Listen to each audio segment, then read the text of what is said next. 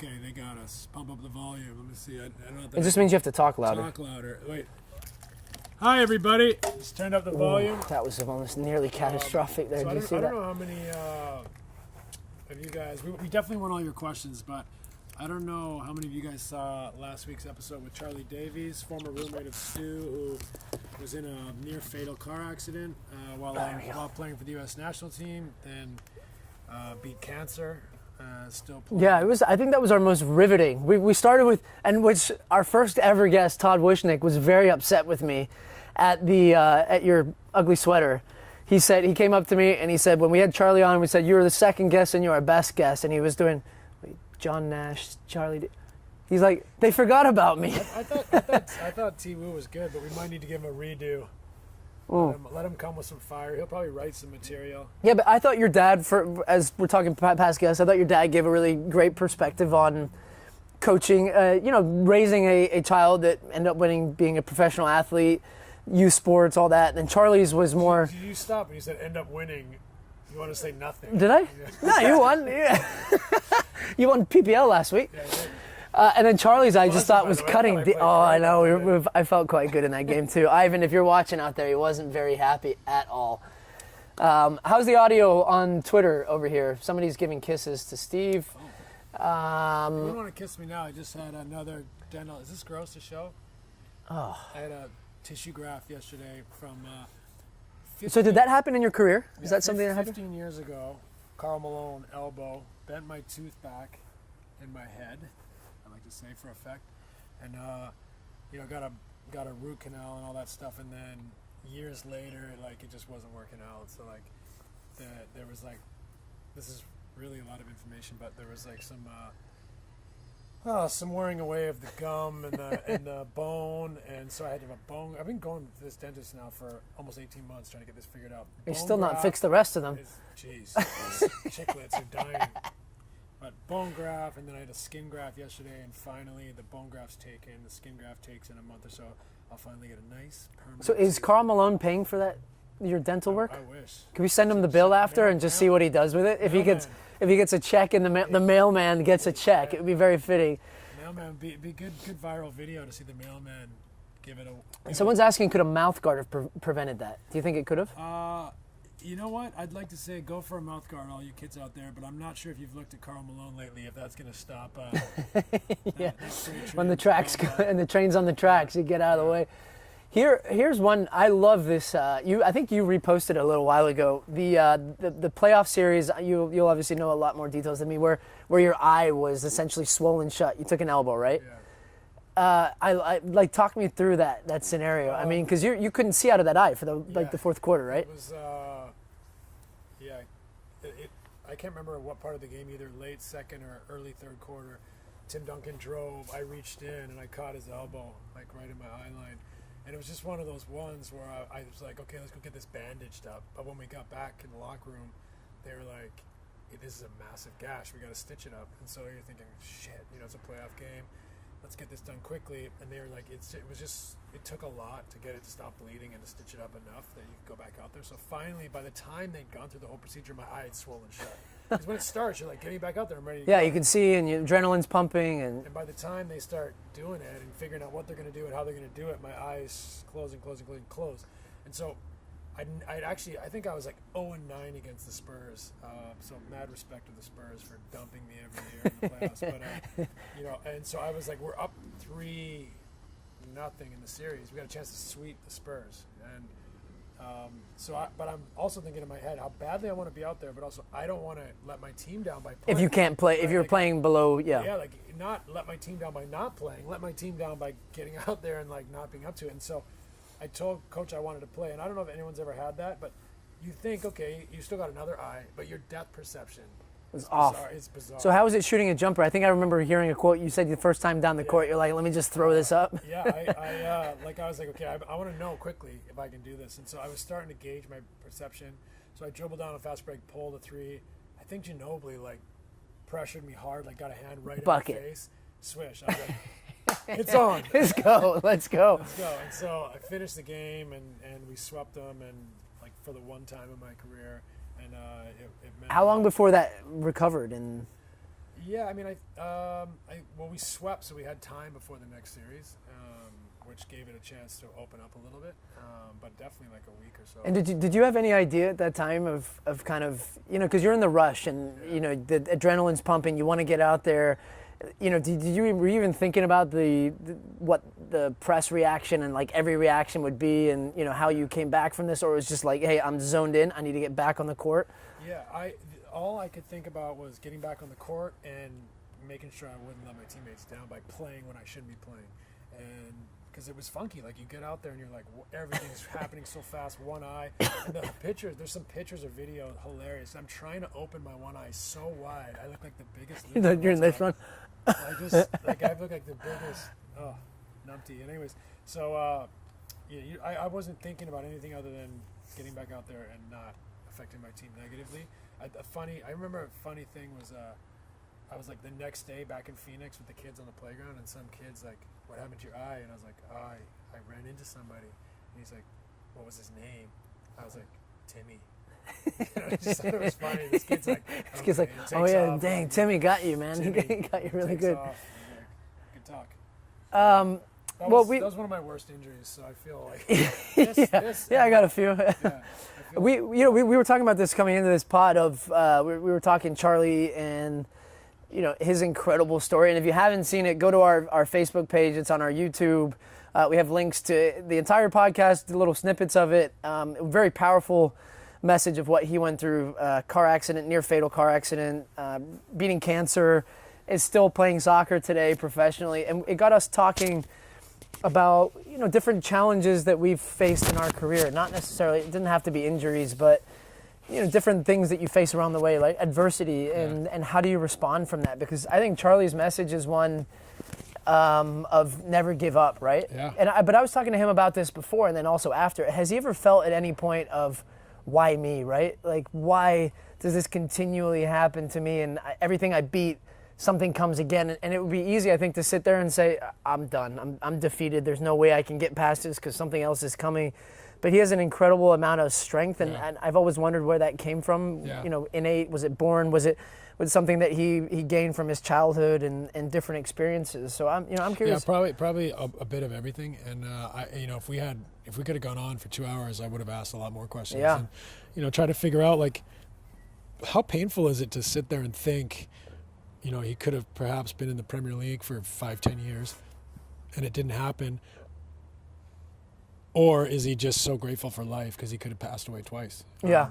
So I'd be interested to hear. I think it's a combination of both. I think it's when Charlie realized that this was a reality and this had happened. There's the side of you that's saying the what ifs. What if this didn't happen? But there's also the side of me that's I'm alive and kicking, and I have this opportunity still in my life for whatever reason. And I know he's had that perspective a lot of times. In one area we didn't get into, a lot of people are like, man, that chat got really deep. And I just felt like the right thing, right? Throughout his conversation, and sometimes we share a laugh, but one of his story was one that just needed real depth to it. And the first chance that Charlie and I... the Fonz that just drove by? Well, we have Kobe at your house. Yeah. Who's cruising on the motorcycle? Is that too old? We're now in Venice Beach, where we have, you never know what you're going to get on a daily basis. So we're just be happy that it's quiet. Yeah, but I agree. It was great to hear his perspective. You want to answer some questions, or do you want to talk about the hardest moment in your career? I have a few. I know. So I'm interested to hear from you. Like, what was the hardest part for you? I think the initial shock of my injury against Manchester United was the hardest one for me, because you were flying. Because I was riding as high as I've ever been in my career. The one against the Nigel de Jong one, when I was 6 months from a World Cup, was a real kind of moment, but it wasn't this could be the end type of deal, because I knew I would get back. It was a fib fracture, put some pins in it, let me rip. It was the one against United when I still remember. So I got the tackle. I'm looking down at my knee. It's wide open.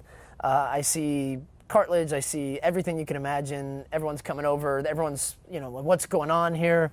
Got taken in the back room. The Manchester United doctor is looking at it. He's like tapping my shin, and he says, "Oh, I think you're all right. I think it's just a deep cut." So I said, "Oh, great." And then we went to the hospital straight after, and I had a scan right there. I think it was a CT scan, and I'm looking at all the doctors talking away like this, and they're all getting close to it and looking, and that was the moment where my stomach dropped, and I said, "Oh, this is not good." So that's when they came back in the room, and I figured out, I found out I had a fracture on the back of the knee. They were going to have to do a big procedure. I had to go straight down to London because it was an open fracture, meaning that, if they didn't repair it and heal it up in 2 days, I was prone to serious infection. But I think that was the one where I was like, oh man. And I don't know if you know this story actually, but this is to do with you, but it was when I was in hospital after that surgery. I had to be in there for a week on this device that moved my... In London? In London. It had to move my knee back and forth, and I was bored to tears. I'd actually video blogged this whole thing, and someone stole my video camera, which I'm really upset about. No way. Because that would have been some world-class footage. I might be famous or something. Yeah, if you're out there. Yeah, if you have my footage, just return it. You can keep the camera. It's really old now. And, that was when I was telling you I hit rock bottom, and I received messages from friends and family, and you and I had never met at this point, and we both followed each other on Twitter, and you wrote me a direct message. I wonder if I still have it, but it was kind of something simple as I think you were watching the game, you'd said, or you'd watched and see my injury, and you're like, enjoyed watching you play this season, keep your head up, work hard in your recovery, and hope to see you back on the field. And I was like, that's pretty cool. Like, never met you, and you'd reached out of nowhere. And then we met the next year at your charity game when you had me out, and we had a beer together, and we're like, all right, kind of cool. We're going to be friends. We'll be friends. We bonded over pints. We'll do a pod in 7 But it years. was, and that's why that always sticks with me in the back of my head of when we see players like in Mallorca. We've lost your thing here. People in Mallorca that have torn their ACL and make a point of reaching out to them, because I know sometimes how little messages of positive reinforcement and encouragement can do that for people. So that was the hardest part of my career, of just the unknown. I always like to know if it was a bone fracture or if it was something. If I have the path to recovery, let it rip, and that's why this one was the hardest, is because every time I got to a certain point, my knee would swell. It was a strange one, right? Yeah. Like, it wasn't like an ACL, as awful as it is, the procedure, whereas the cartilage, the cartilage, and my knee would get to a certain workload, and then it would swell, and then the next week it would get to another workload, and it would swell, and that was like ask Kara, I used to travel with a game ready. Yeah. At the end of the night, if I felt my knee getting swollen, I went from fun guy in the room to like, get me the hell out of here. I need to go home to bed, and I need to ice my knee now because I don't want to be around anybody. Right. It was crazy. It had this crazy effect on my life. But that's just because you wanted to be back so bad, and you were riding a high. I think the Guardian had you like the player of the year in the Premier League at Christmas or something. Yeah, right? Lambs eat your heart out. Yeah, you had an amazing first half of the season. You're flying and you're living the dream, and then all of a sudden you're in doubt. Right? Doubt just creeps in, and you're in recovery, and you never know if you'll be the same, and the thing's swelling up all the time. You're like, am I ever going to get back? Because it was a tricky one. It wasn't like you said, a fracture. It was like a weird place. And the hardest part of all of that is it was patience, and you have to believe in the process. We talk about process a lot, and maintain. I mean, that tested my mentality more than anything has ever tested my mentality to date. My dad passing away, all these different things that you go through in life. I just think that was because of the pure uncertainty of it, and no matter what you wanted to do yourself, it was out of your hands, right? It's in your body's hands of when it wants to heal, of when it wants to come back. Yeah, you're like, I'm ready, I want to go, and then you take, you do an extra 5 minutes of work, and you sneeze a balloon, right? Yeah. And you're like, and there's actually a bunch of Bolton fans on here. I've seen one or two tweeting here. I wouldn't have gotten through that if family, and then Kara was a big part of that.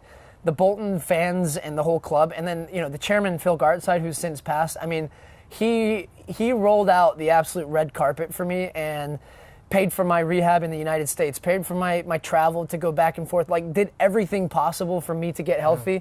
When my contract was up at the end of one season, he extended it another year to give me an extra month or so because he believed in me that much. That's great. I owe an incredible amount of gratitude to people like that for helping me get through some of that stuff. So, I mean, it tests you, man. Yeah. But I would not be sitting here today being as grateful for what I've accomplish at 32 years old, having retired 2 years ago. I mean, that sucks. Yeah. Sucks ass, actually. But yeah, no, it does. Yeah, here you are, man. I'm here and I'm happy, and I'm grateful for what I've been through. But it's the old point that like This one keeps going out. your failings and your shortcomings are what make you, right? Yeah. And being resilient and tough, and I know you didn't get to have the career you wanted. I mean, you were flying high in the Premier League. You played in a World Cup, but you weren't fully fit. All these things that you face, positive, negative, are in the middle. At the same time, here you are. You've got starting a great broadcasting career. I think you got so much to offer the game and people and young people, and I mean, who knows, right? Who knows where you'd be if you. That's the exciting part, though. Now, career. right? I mean, Right. I told you that Tottenham were potentially in for me at the end of that season. I mean, we would have been best mates Oh, way yeah. before. You'd have a new best friend. Talk about user. I've been using you like. Free tickets. Poch. Wait, who are you kidding? Poch would have bombed me off his first day in Tottenham. Get out of here.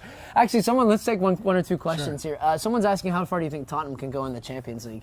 Won the group ahead of Real Madrid, Borussia Dortmund, and Apoel. The good news is we don't play again until February, I think. So we can, because we're in a horrible place right now. I think, but it's natural. We don't have the biggest squad. We don't have the most expensive squad. So you're going to have a few wobbles, and right now we're struggling. But once February comes around, if we have momentum and we have belief and we have health, I wouldn't put it by us to. There's Kara. Oh, Kara's home. I wouldn't put it by us to like sneak up on a few people. Winning it, you got to have some luck. I mean, every year, no matter how good you are, you got to have a balance too, especially in the Champions League. The semis, the finals are always tricky, and so if we can win a few rounds, you've won the group this year, but you might end up with Bayern Munich or Juventus, or Chelsea even in the next round. Chelsea, Tottenham. Yeah. Woo! Oh, you imagine Derby. That'd be a beauty. But by the way, like you have to beat them all anyways, right? And that's where you're at now. You got to win 4 rounds or whatever it is against top teams. So why not? But at the same time, we got to be healthy. We got to be flying. Who could win between a one-on-one match between y'all? And what, ping pong? In ping pong, we played ping pong. I think he beat me in ping pong. He also beat me in tennis. No.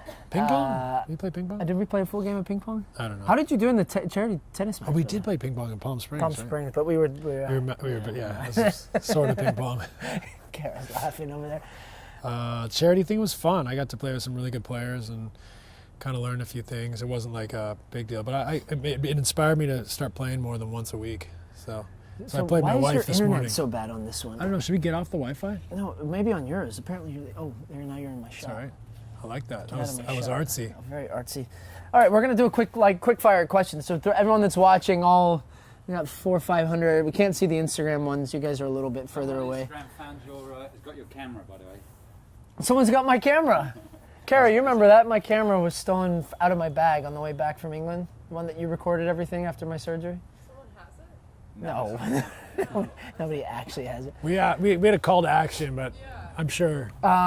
Who would win a lip sync battle? That is an absolute since no-brainer. he looks like he's from NSYNC, Hey, bye. I'll do a song if you want. You could.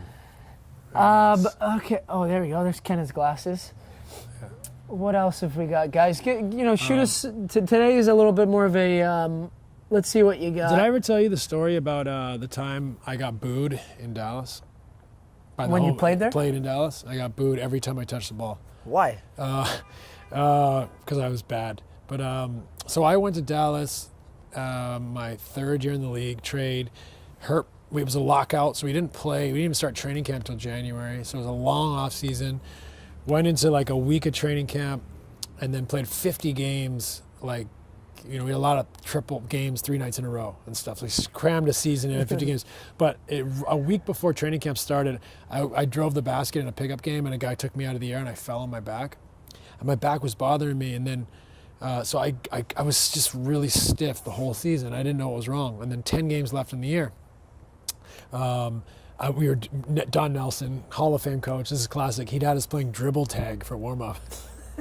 Like we're 6th graders, right? You got Sean Bradley, 7'6" out there. Couldn't get anyone. Anyways, but so we were. Anyways, Did so you I win? depended on what the night before was like. But I played dribble tag. All of a sudden, I turned to go somewhere, and I back spasm. First time in my life, like didn't even know what it was. It scared me senseless, and they had to like wheel me out of there. I couldn't even walk for like 2 days, and we found out that I had this condition, spondylolisthesis, blah blah blah. But anyway, so I struggled the whole season up to that point, like just couldn't move, and so they'd traded for me, then they signed me to a pretty decent deal for someone that was fairly unknown, except Donnie Nelson was an assistant coach with me in Phoenix. He was an assistant coach in Dallas. He told them, like, I was with this guy for 2 years. This guy's going to be really good. Yeah. Give him a chance. Whereas everyone kind of was like, well, he doesn't pass the eye test, right? You know, little white point guard, you know, average athlete. Terrible haircut. Right. Well, at that time, I don't even know what. It was probably, yeah. So anyways, I had this poor year, and we played Houston, and they had Charles Barkley, and it was sold out. We were the worst team in the league. But that night, it was sold out. And I started the game 0 for 8. And it was just one of those years I couldn't move very well. I was still young, not very experienced, and I still was dead set on playing. I was like, I'm going to play no matter what. I'm going to play. And so I struggled 0 for 8 to start the game. But after like 4 or 5 misses, every time I touched the ball, I'm the point guard, they booed me in my home arena. You know, and so the you know, which was a tough thing to face when you're the point guard, and you're at home, and every time you get the ball, and you're bringing it up the court. Yeah. You know, the whole place is booing you. You know, so looking back, like what a pivotal time for me, right? I could have just been like, that was it for me, right? So one of the funny things that happened though was, I was, you know, it felt awful, but I was like, there's no way I'm gonna let this define me, right? I was like, gonna keep going. I'm not gonna listen. I'm gonna keep fighting. So the funny thing was, like, when they started booing me, it also happened to be my brother played professional soccer in England. At the time, he was playing for Stockport in the Championship, which is the 2nd division. And he, for whatever, it was an international break, and he had a few days, he'd come back to play with Canada or whatever, and he came to Dallas to see the first time he'd ever seen me play my 3rd year in the NBA, first time he'd ever been to a game. And so they're booing me. There's a timeout, and I look over at my brother, and he's dying laughing. He is crying laughing. He loves it. That's amazing. I'm like, you guys never see me play. He comes to a game, and plays, boos me, he's and buzzing he off you getting booed. He loves it. Oh my God. And it just kind of also put things in perspective for me. Like, yeah, I mean, okay, we're playing a sport here, right? Like, yeah. You know, like we're getting paid a ton of money, and we're playing a sport, and it's not the end of the world. But at the same time, that kind of thing can have a huge impact on players, right? Like people can, you can go crumble. one of two ways. You can be quickly, like, I'm not up for this, right? Like you feel very sensitive. You feel insecure. You feel apprehension, and you're doubting yourself. You feel anxiety. But my methodology was like, I'm gonna just grind through I'm gonna pound my head against the wall until the wall breaks, and I don't care what happens, right? Like I don't care how much abuse I take, and how much brain damage occurs. I'm just gonna pound my head against the wall. And I think, looking back, it was. Is that kind of the moment in Dallas that like made you into the player you were? You think? It spurred me on in that I was like, I'm gonna get through this. And once you get through this, you're like, I can get through anything, right? Like when you're kind of like a pariah in the media. And when you can turn the fans from that too, right? Yeah, and you're a pariah in the media and with the fans, and you go through like, it wasn't like over in a week, it was over in a year kind of thing, right? It took time. And so to go through that process, to face that constant pressure on your back every single day, and just say, I'm going to be there first, I'm going to stay after, I'm going to play hard, I'm going to compete, I'm going to be the best player I can be.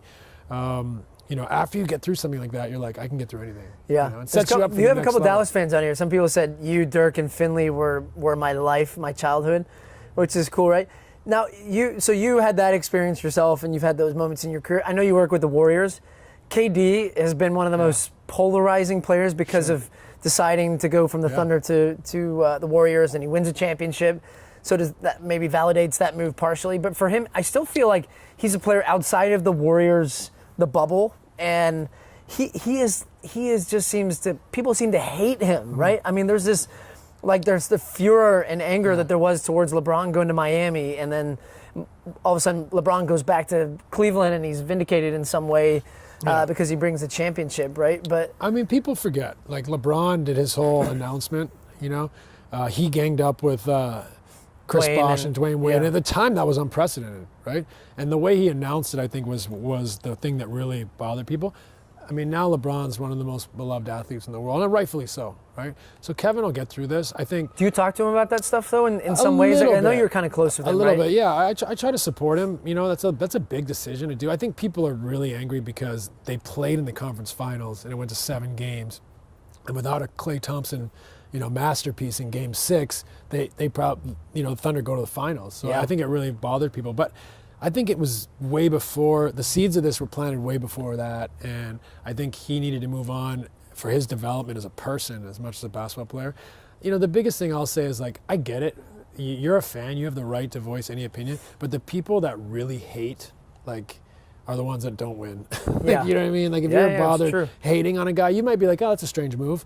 But you're back onto your stuff, you're probably a winner. If you're like going to hate on someone, you should probably look at yourself and be like, Why does this wind me up so much? Why does it bother me? Why do I care so much? Why am I not focused on the things that are going to make me enjoy my life better? But it's also kind of the beauty of what makes sports, right? Mm-hmm. And like you see people in England, and that was my first. I mean, I played in the Houston Dynamo for 4 years, and we had a great fan base.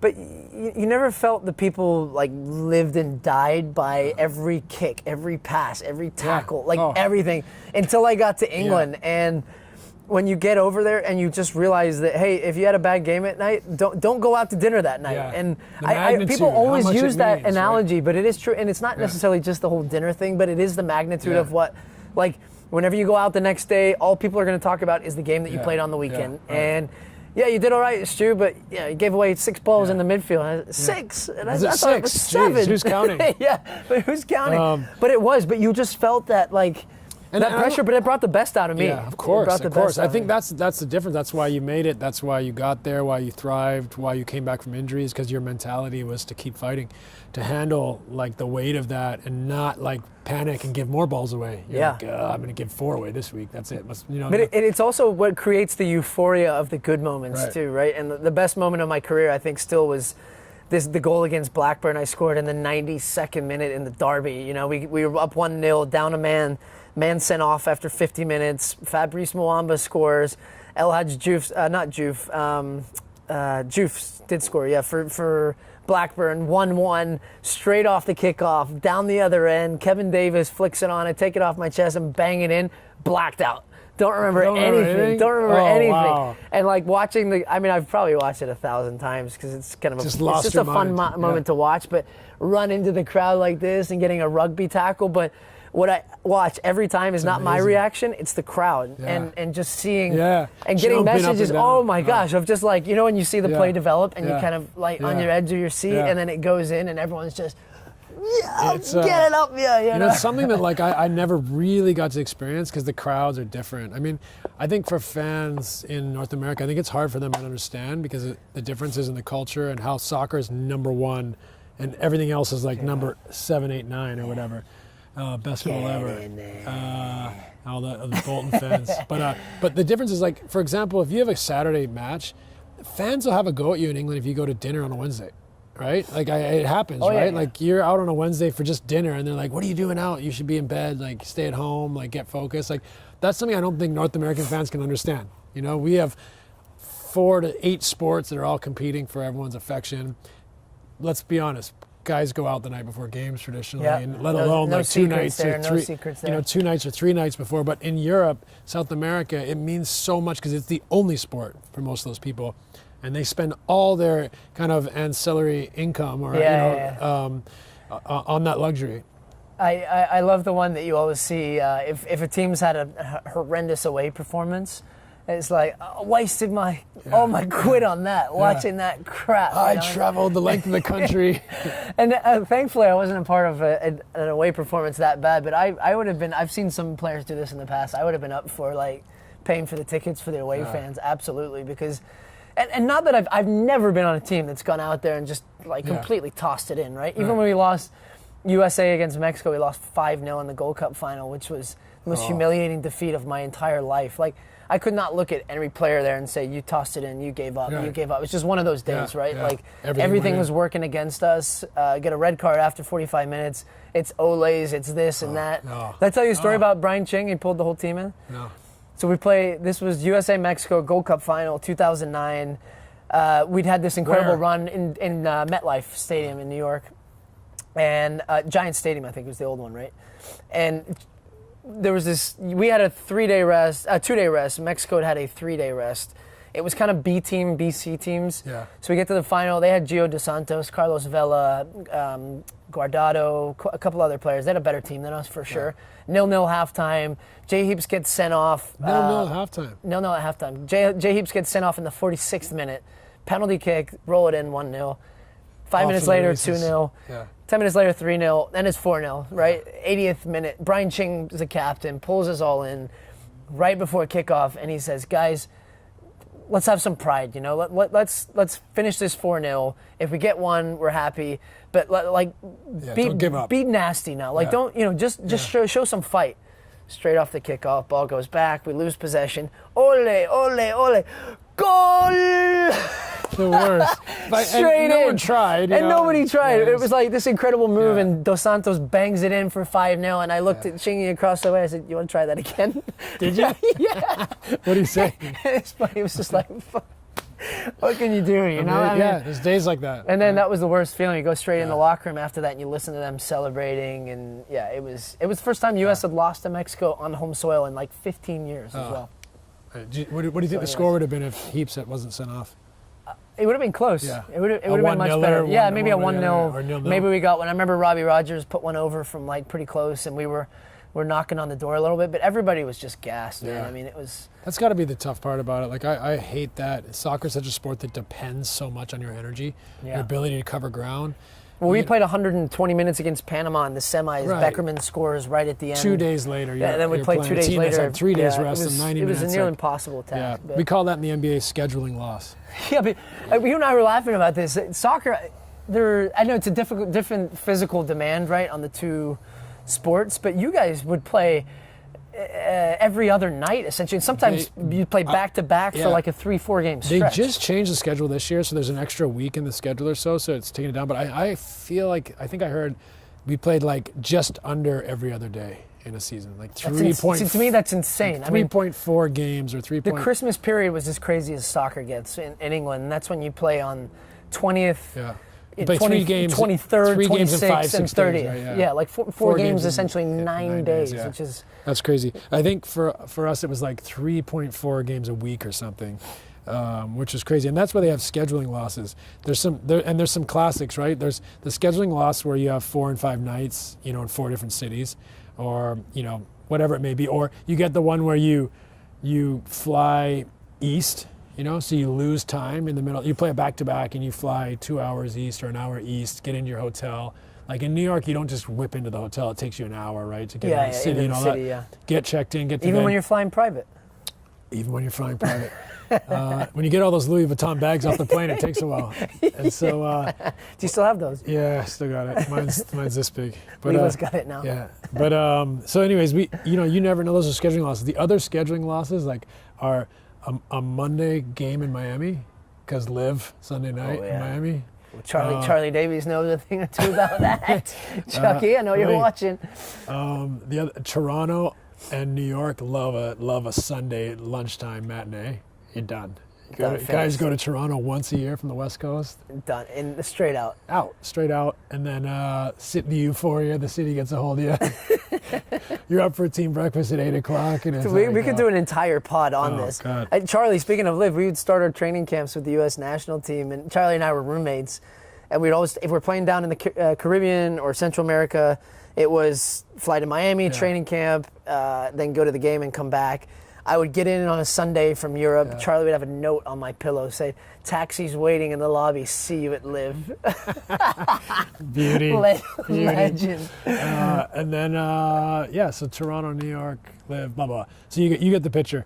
But scheduling loss. But that's the NBA kind of accepts that in a way. You know, I didn't really play on teams that would accept that. We try to win them all. But, you know, there's nights when you just don't have it.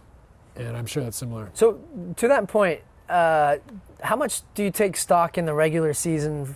First, I want to hear your opinion on the NBA. I'll quickly tell for MLS. I find the regular season way too long. I think that there's too many games that become irrelevant, that you don't see the same type of intensity, the same type of standard. The play level is clearly not the same, and everybody will echo this, but when it gets to playoff time, I really enjoy watching MLS. I think that, the games are good, the level goes up more, people care, they fight. That is obviously an argument pro promotion relegation at some point, but Or how do you make those games more exciting? Because I feel watching NBA, and this is as a total outsider, as one of those fans that just shouts and yells about nothing, is that like a regular season game, I'll tune in third quarter, fourth quarter. Don't care about the first two quarters because I don't know. I'm not that invested in that. I mean, that's the reality. We're human, right? Yeah. And when no one values the winner of the regular season in the United States, they only value the playoffs here. And that's the model the culture is built on. The season is sort of means something because you got to get to the playoffs, but it's like, it doesn't mean everything. I think it's a shame. I love the fact that in the rest of the world, the number one thing to win is your league. Yeah. Like you play, there's 20 teams, you play 39 games or whatever, and 38 games or whatever it is, and you crown the team that had the best record over the longest period of time, not the team that got hot in the playoffs and won. And I think that that's a beautiful thing. And to see how excited fans are for that pride of we were the best team. Over the course of the whole season. Over the course of these games. And there's no disputing it. Nobody can doubt it. So the intensity, every game means something because it's prestigious. And so, whereas in the NBA, it's like, whether you obviously you want home court, but you're not going to break yourself down so you got nothing left for the playoffs to try to get up a spot or two spots, and I think it's a shame in a way, but that's the way the model's built here, and I don't think it's going to change anytime soon. And that leads straight into MLS Cup. Yeah. Toronto FC, best season in Major League Soccer history. They win the Canadian Cup, but last year they lost to Seattle at the last hurdle at home in the MLS Cup final. Rematch this year. And in many ways, the defending champion, Seattle Sounders, have less pressure than Toronto because everybody's saying, hey, if you don't win Cup, this season's a failure, right? Yeah. I mean, can I just say, first of all, as a part of the ownership group and a massive fan of Vancouver, why do our two of our rivals, Toronto, a Canadian rival, and Seattle, have to be in the Cup every time? It's kind of irritating. And Seattle knocked you guys out, unfortunately, if you want me to remind you that. It's kind of irritating, but you know what? I think those two franchises have done a great job. They're playing well. I thought Toronto was the best team last year and lost, if I'm honest, in the final. So I wouldn't bet against Seattle again. I mean, I wouldn't bet against Toronto again this year. I feel Toronto have, even though I think there'll be more pressure, and I think the first 10, 15 minutes are nervy, and if I'm Seattle, I say, get at them, don't lose the game, but don't get silly, but put them under pressure, get the crowd out of it. I thought Columbus did a pretty good job of that. And then you're going to have people like this the whole game, and then the groans come with a bad pass. Sure. And conversely, what you don't want is them to grow into the game and people to be relaxed, and you're on the road, and then it's like I think it's going to be a great game personally, and chance for Toronto, man. And I do think they'll win. I do think Toronto will win it this time around. If I was being forced to put my money on it, I would put my money on Toronto FC. But you never know. It's Major League Soccer. You never know. Should we ask if you answer a few questions? Oh, but Kakuta Mane is on trial in Germany. Did you see that? I saw that. Yeah. I should. Darren Pratley to Spurs, $85 million. Bolton legend. I was gonna say. He's not. He's too good. He's too good for Tottenham. Who are you? Okay, this is our quick fire segment. Throw in some questions. Maybe we'll clip this off and we'll post this on our channel. So we're going to give you, and if there's no questions, then sod all of you. We're just going to hang up. He says, do you miss playing at the Reebok or the Macron? Yeah, I love to play. And but Darren Pratley's a big. Okay, here we go. First question in. This is quick fire segment on Two Dads United. Favorite current player on any sport? Any sport. I mean, basketball. Messi for you. I love Messi, but I mean, I love Harry Kane. Because the heart's torn here. What do you go with? Heart or your head? Harry Kane. I go Harry Kane. Kane. My car's named Harry Kane. Get out of here. It's a joke because you can punch in the name your car. My daughter's had Mackenzie Ziegler, some so you put Harry Kane. little dancers. So I put Harry Kane just because I knew they'd read it and be like, it was a joke, inside joke. So I'm going Harry.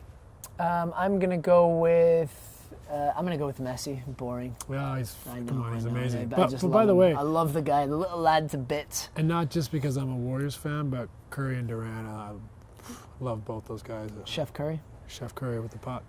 Steve, you are awesome. Go question. I don't think these ones are coming in on time. Let's go backwards. Oh shit! Here we go. We got a lot of them here. Here we go. Can Bolton ever make it to the Premier League again? Yes, much better turn in form. Oh, now they're just flying in. Beer of choice. But name them, line them up. Lonzo Ball, serious future, hyped up. He has a chance to be great. He can really make plays. He's long and athletic enough to make an impact at the position. Obviously, I think he's got some mechanics to work out with his shot, but it's a young fella with a lot of ability. Favorite team to play for, Phoenix or Dallas? I'm going to go with Phoenix. I mean, Phoenix it was most recent, compared. Dallas was. Well, let's just judge it on this. I still need a Steve Nash jersey for my collection, and I want the Phoenix Suns one and not the Dallas Mavericks one. Mostly because I'm a Houston guy. The reason you don't have it is I don't have one. Someone said favorite vegetable. Avocado's a fruit. Favorite veggie. Tomato? You like tomatoes? Chickpea's a legume.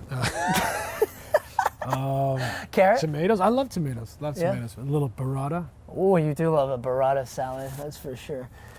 Who would win in a 400-meter race between us? You think? I don't know. I think maybe that was early in my injury. You forget. Should we do it? We should do it one day. I'm 12 years older than you. But you're pretty quick though. I was never I'm quick, but I'm not fast. If you know what I mean. I'm quick movements, but like when I get running, these little legs start to cramp up a little bit. I think you. Who has better hair? Oh, that's you for sure. He's got big grays in there. my hair has been a constant battle with myself. What do you think of Ben Simmons? We haven't seen He's great. 6'10" point guard. He's great. If he can shoot, it's over. Luke says you were both slow. Luke, I've seen milk turn quicker than you. Luke, this is a 28-year-old telling me I'm slow. I'm 44 in the new year. Give me a break. Do you trust the process? Trust the process. I think they've done a great job. I thought the way they went about it was, in Philadelphia was great. I think it was maybe difficult to manage. Is this Joel Embiid? Yeah, well, it's their general manager. Yeah. So trust the process. I see him tweeting all the time. Trust the process. Yeah, because that was what the general manager guy. I can't believe I forgot his name on the spot here, but he was great, and I think he had a smart approach to it. It was the way, I think it was the PR around it, the messaging and the managing expectations. I like this one. Thoughts on the 2018 World Cup? Any predictions? God, I've been an England fan my whole life because of my dad, and it's painful. They're not going to win, though. They're not going to win. Okay. I was going to say the opposite. Okay, let's see. How far do England go? England could make a final. I just don't see them getting past the quarters. It's just something always seems to go wrong. The moment seems so big. I will say that things are changing. I think the kids don't care as much about the past. So that is positive. I think that comes from the manager too. Southgate's almost developed this us against the outside, which I think is smart because I do too. Everyone in England, it's always this enigma to put. We both were talking about the Lampard, Gerrard, and Rio talking about that golden generation. Right? I thought it was fantastic. Good, I don't think we ever followed up on that. Someone asked would we ever go vegan. Well, Ezra's vegan. I would go vegan. Hate vegans. Sorry, Ezra. I would go. There's two things to being vegan. I think if it's done smartly, it's kind of the one diet that's beyond reproach in a way. And then the second thing is that it's very impactful for our planet. Yeah. I've begun more of a half vegetarian, half. I don't eat meat with every meal. I'm more conscious of my meat intake. I still do eat meat. I don't mind a good steak every now and again, or some chicken or fish. I eat a lot of fish, but I don't. Whereas before I was like, I need to have my protein via meat, but now I'm find protein in different ways, and quinoas and lentils and all different things. I would say a third of my meals at least are vegan, but a third does not a vegan make. It is not a vegan. World Cup golden boot winner. Golden boot. I think that depends almost on who you think makes the final. I just want Messi in some ways to get it. I know. Big Leo. Let me ask you this, and I don't know if we bore people with too much soccer stuff, but do you think that they're going to find a place for Messi, Dybala, like all these attacking threats, or are they gonna... I'm really interested because Sampaoli, when he took over, Dybala was a guy that was pretty much on the bench at the end, and I almost felt he was. They were in a panic. They almost didn't qualify. Took to the last day. Messi scores a hat trick, as you do. But I just felt Sampaoli needs. I need known quantities. I need guys that I think I can rely on in this big moment, and then let me figure out the muck.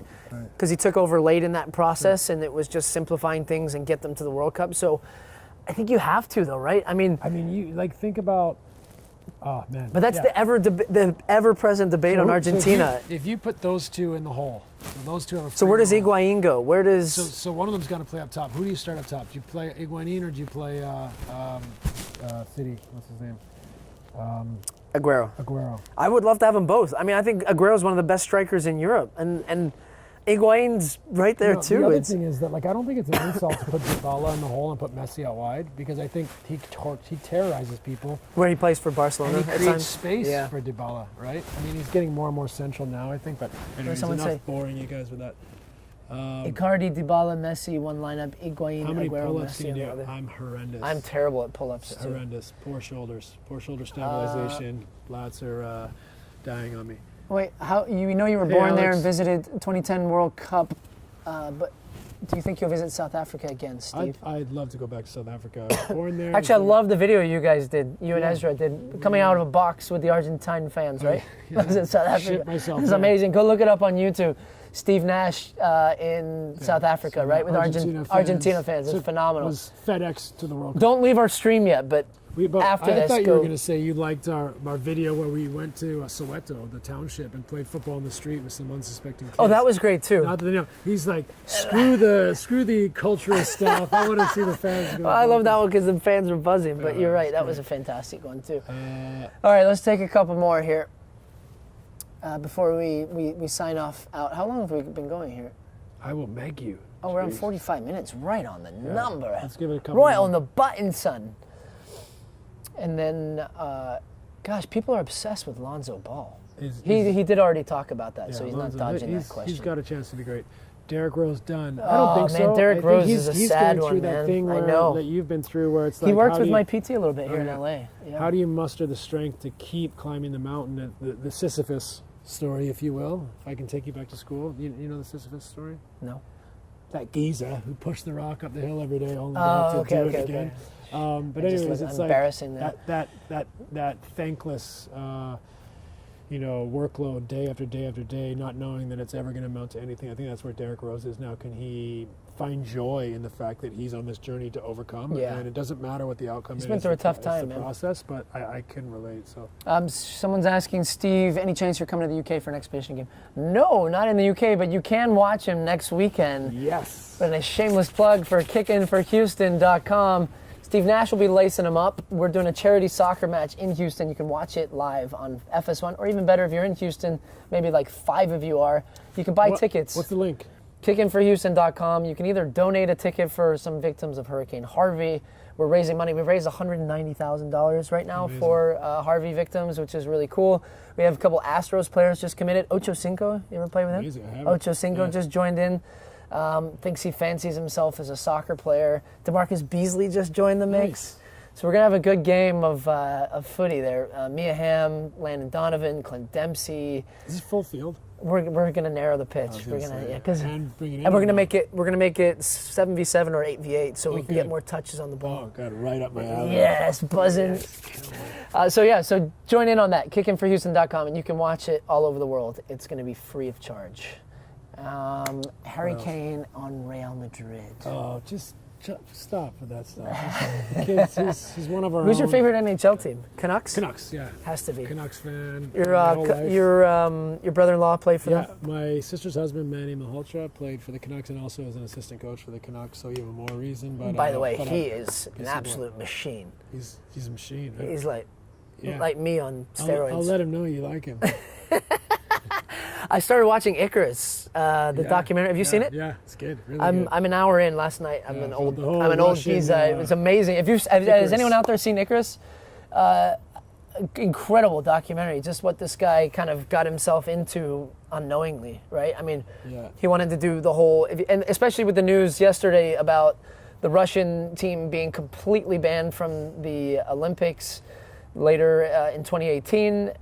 I So mean, did you think he purely got into it unknowingly? I couldn't figure out if that was. I don't know. fudged. There was a little bit of a. Yeah. I He made didn't it- quite he made it understand seem- the transition from the WADA guy to how he got connected or how he recommended him with the Well, Russian. I kind of understand. Yeah, I mean, doctor. I just felt like it started as his documentary, but I wonder if that was like this is a way to frame this as a suspense thing where he goes back and the intro is his doc and then he takes over. But anyways, still fascinating. And Yeah, I obviously- couldn't. I'm in the middle of it, so I'm not 100% Well, sure. no, just ruin it. No, I'm figuring it all out. Best team in the NBA right now. Stuart, sing a Bolton NBA, song. Come on, Wanderers! Come on, Wanderers! Come on, you Whites! Best team in the NBA, I always go Warriors, but obviously the Warriors are mustering up the energy to start really being themselves, but they'll get there. All right, man. This one stayed at like a pretty solid number today. We had a lot of viewers on what here. is This that? is on Periscope, I believe. Down Periscope? Facebook, you're solid as usual. A solid 3 viewers. Chicken or beef? Depends. Beef. How do I look, man? I don't know how swollen I am through there. Didn't want to say anything. I'm so vain. I might pick an avocado after this.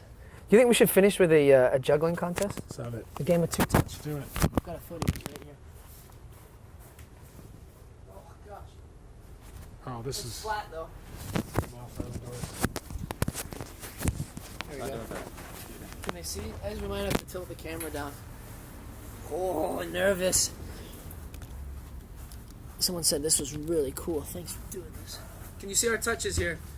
All right, game of 2 touch. Holding 1, Nash 0.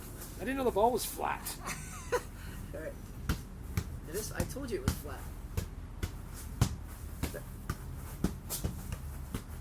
Oh! That's you. You took 1 touch earlier. I didn't say anything. Oh, you're not allowed? Oh, we could do 1 or 2. I thought you could choose. Ready? Here you go. Finish him. Hey, Wait! hit the ground before me.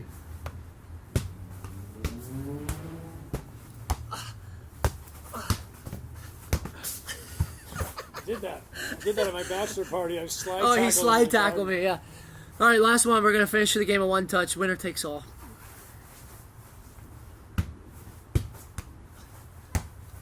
This chair is killing me. You lumpy. That is disgraceful. All right. Laughing. He's done. Thanks for tuning in. Where is he? Peace. Laters. Ah, that hurt, man. Good.